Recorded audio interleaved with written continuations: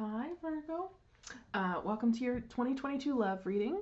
Let's get right into these. I'm very excited.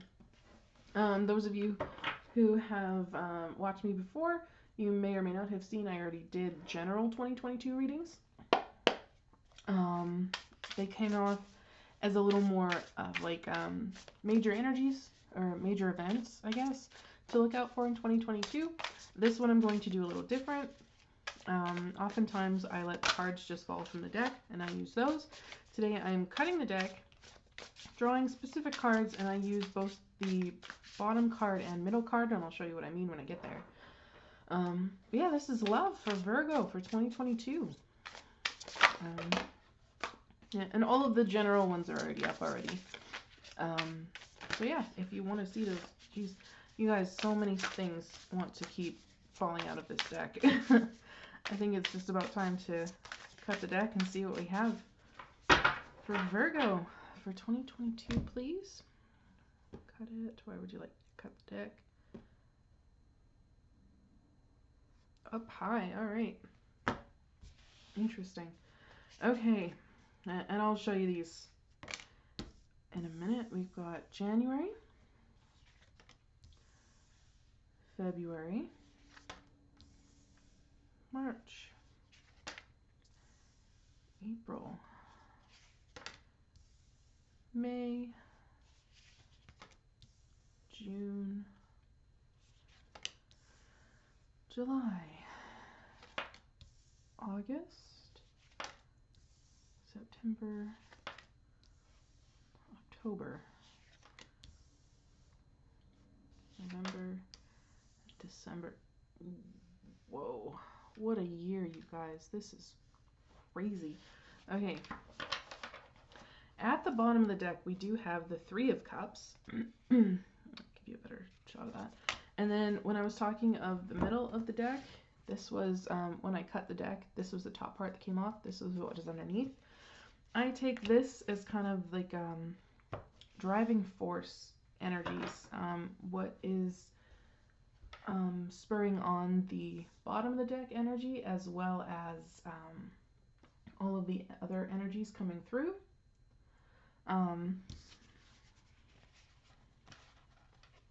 So yeah, your driving energy being the Nine of Swords is interesting. It's like anxiety is literally driving you forward. I kind of feel a want to change that, which is probably where the Three of Cups come in. I'm hoping that doesn't mean drowning your sorrows in cups and drinking away your anxiety and depression. But it's different for everyone, so take it as it resonates. Three of Cups is also, to me, a card of like community support, friendship, kind of.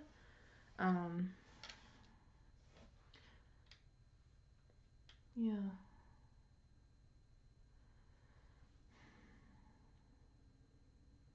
Just really interesting as I'm looking at all of this. Four of Wands starting out January is not bad energy. I kind of like it. Four of Wands is often known as the 1111 card, the wish card. There's a wishbone here. Oftentimes it's considered a marriage card, but I don't feel it is that. It can sometimes be a card of freedom, setting yourself free, moving forward kind of thing. Wands are movement and action for sure, inspiration even. I feel like I have to sneeze. One sec. Okay, did not actually sneeze, just made me very congested. That's not any better. But yeah, like I said, Four of Wands starting out January, not a bad energy. For February, we have Three of Coins here, which I like. It's, again, that feeling of community and expanding things. But again, it feels like action, taking action to begin building something, but it's also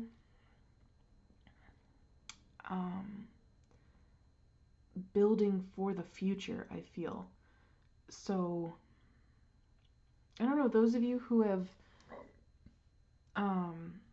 like come through January and you've set yourself free from something, it's almost as though you're building yourself a new future. For those of you where the Four of Wands was more of a marriage card, it feels more of working together with your spouse. Even if you didn't get married, even if you just like made the commitment sort of thing, it's working together to build something very solid for the future.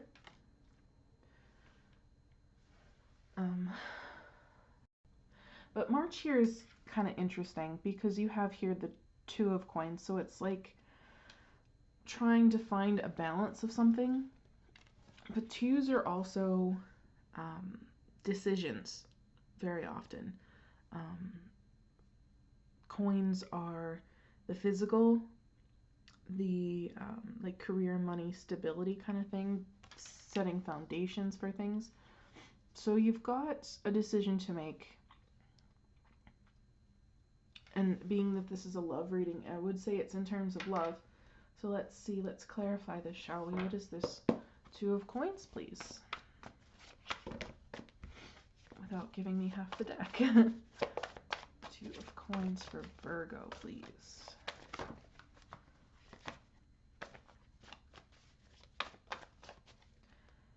Again, it kind of feels like the deck is almost fighting me a little bit.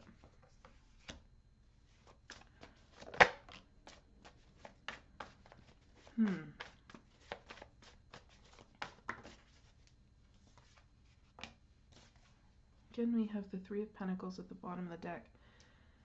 I know this is a love reading, but this is almost coming through as kind of a work-related thing as well, because I do have the Eight of Pentacles. This might be Knight of Swords, Nine of Wands, King of Pentacles. This might be, do I move for a new job? Is this going to be what's best for my relationship? Is this what we need for us? Kind of energy. If that isn't resonating, it could be more of a, do I keep going with this relationship? Is this what I really want? Do I keep putting the work into this, or do I go? Because Nine of Wands is a wounded warrior, right? It's perseverance, especially in times of difficulty.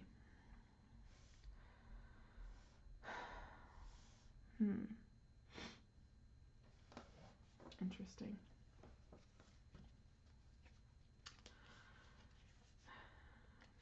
But again, there's a lot of pentacles coming through here. With the threes coming in as well, it could just be like, do I want to be with this person if, and this is not for all of you, if this person is seeing other people on the side. I don't feel that this is a balanced relationship anymore. They're paying too much attention to something else.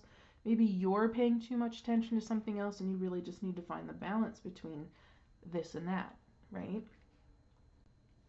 Now, what I'm noticing here is that some of this uncertainty manifests itself into April with this Five of Wands, which is conflict and competition, right? It's trying to be the best, put your best foot forward.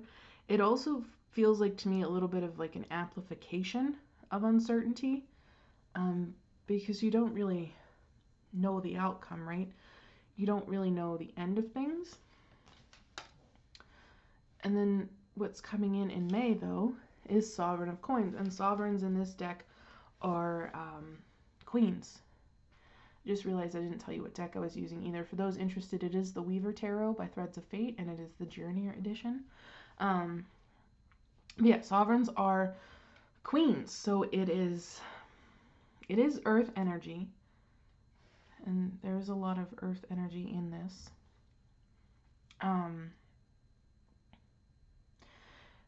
For some of you, it could be choosing work over love, but Queen of Swords is a very loving and nurturing person, someone who likes taking care of others, and that, to me, feels like an embodiment of Virgo energy. So there is that to consider. Virgos do like to be of use. They do like to help people. They like to heal people. They're a good energy to be around, I think.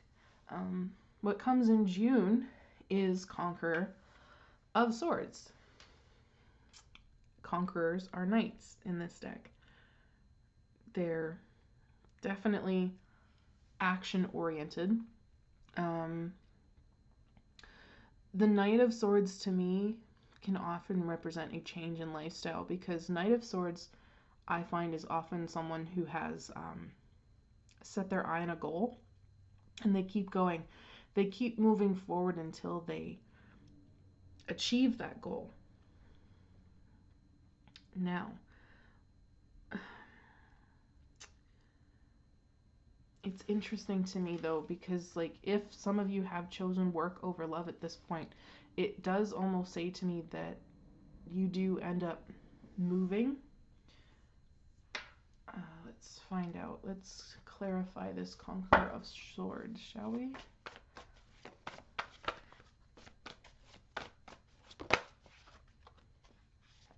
Yeah.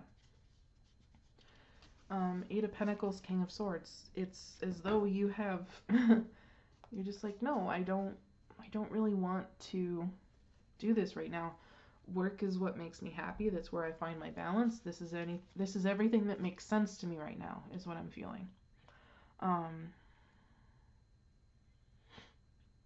Yeah. It almost feels like, with the Nine of Swords up there being the driving force of things, some of you might be a little scared of love. With the Three of Cups right next to it, some of you could have feelings for a friend, and that's why you don't really want to take action on this.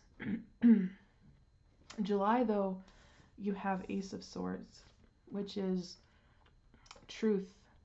It's being honest. I just heard loyalty as well. Having conversations. It's often success. So I almost wonder if some of you are revealing those feelings or having a conversation. Let's see. Ace of Swords. Could be working up to a conversation. Ace of Swords is also kind of a new idea. So this could mean that you're making a new approach as well.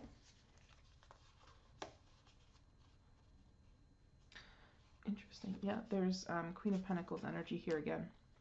Your energy and Ace of Swords.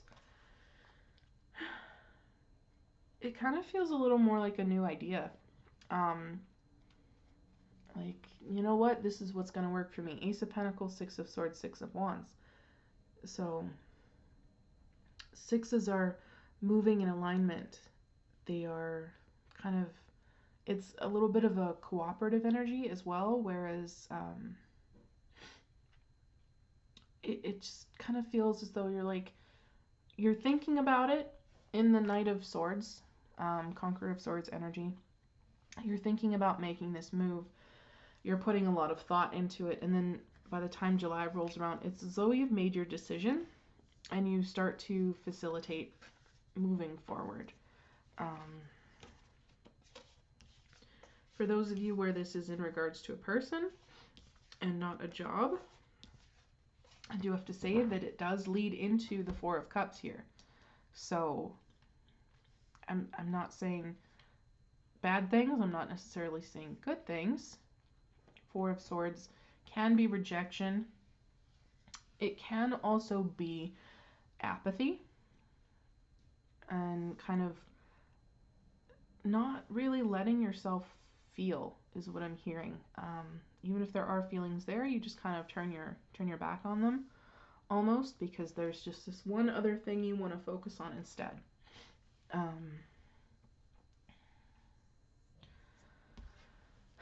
Such an interesting energy coming through for the rest of the year here.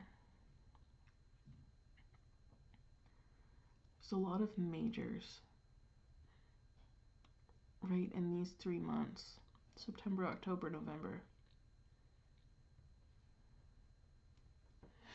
Let's see.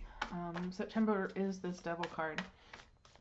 It could highlight any addictions you have. Like I said before, if you are drowning your anxiety and depression in alcohol even, or any sort of other substance, it might actually highlight these things.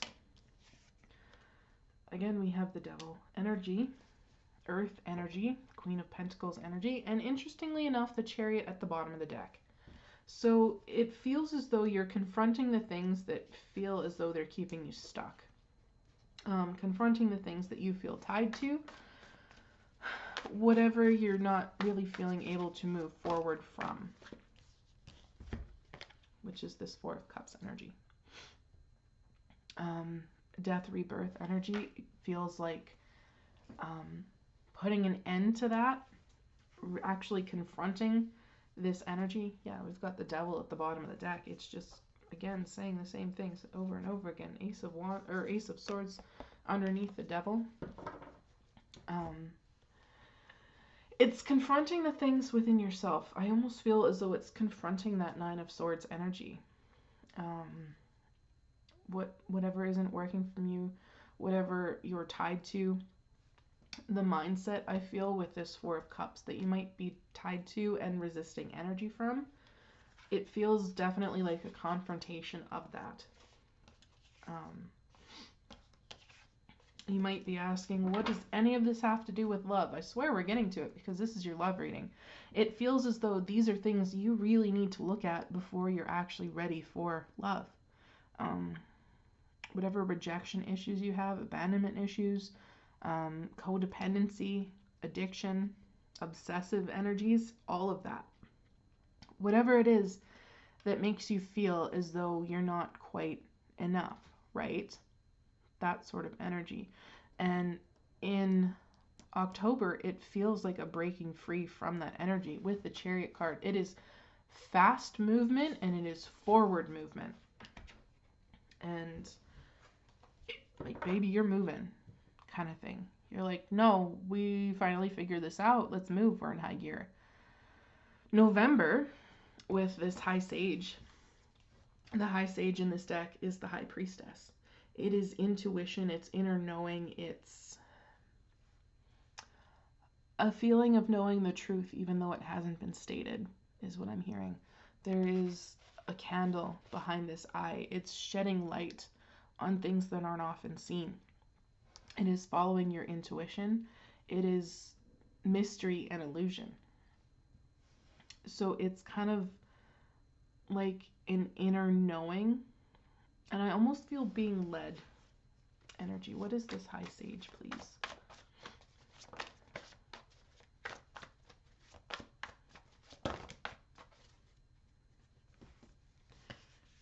It's your success, is what it is. It's your Six of Wands. It is a successful breaking free, I feel. Acknowledging everything that's come before and following those feelings into a future, I want to say, into something that you didn't really, it feel like, let yourself feel before. I mean, the first cups we had might have been at the bottom of the deck with the friendship and everything. Joy, community kind of thing. Outside of that, the only other cup outside of December is this Four of Cups, and it's not really a great energy, right? I think the Three of Cups is a reminder that there is a community around you that's willing to support you as well. But Ace of Cups feels to me as though it's taking a chance. Finally taking a chance on love. Finally opening yourself up to feel what you need to feel. Because I feel like there is such a bigger focus on the rest of the year that love doesn't really play a factor, even if you're already in a relationship. It kind of feels like there's other things you'd rather worry about, other things you'd rather take care of than love. And I think confronting this Four of Cups energy and this Devil energy is what makes you move forward. Start to trust yourself more, I hear, with this High Sage here. Which is a good thing. Like, finally trusting yourself more. It does have a feeling of breaking out of this Nine of Swords energy. all of that depression, all of that anxiety, everything that has you wrapped up in your own head, whatever you're telling yourself, whatever you're hearing from other people, even if it's just the recurring thought of, I'm not good enough, it feels like you're throwing that out the window and saying, screw that, I am. I love ending the year on the Ace of Cups. I really do. Because aces are new beginnings. They are. It doesn't matter what suit they're in. It's the promise of possibility.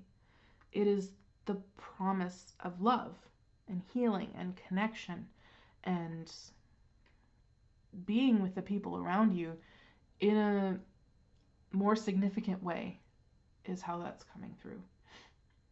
So I do really like this.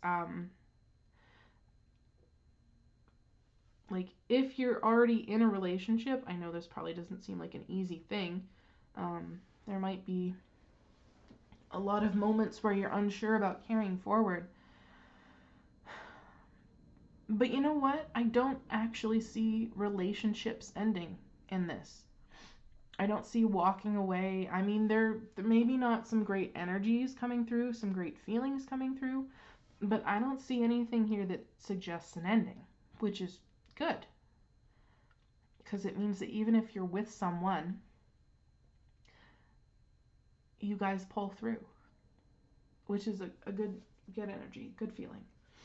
So let's get you some oracle cards. We have here first Spirit Animal Oracle. What do we have for Virgo? For love in 2022, please.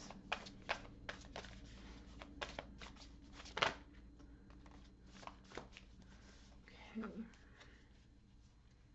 Ant Spirit at the bottom of the deck. Time to collaborate. That definitely has the 3 energy coming through, right? Just the community kind of energy. And then you have here Dog Spirit, be loyal to what you love, and Bear Spirit, take time out. Okay? I like those. Take the time where you need to take the time, but remember the people who love you kind of feeling. Remember that there are people there to support you kind of feeling. Moonology Oracle for Virgo and love for 2022, please.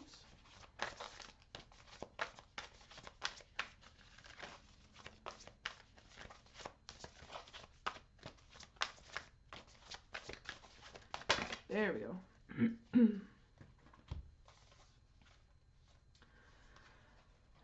New moon eclipse. Expect powerful change. I like that. I guess also expect that it will take some effort and some work, but expect the change to come.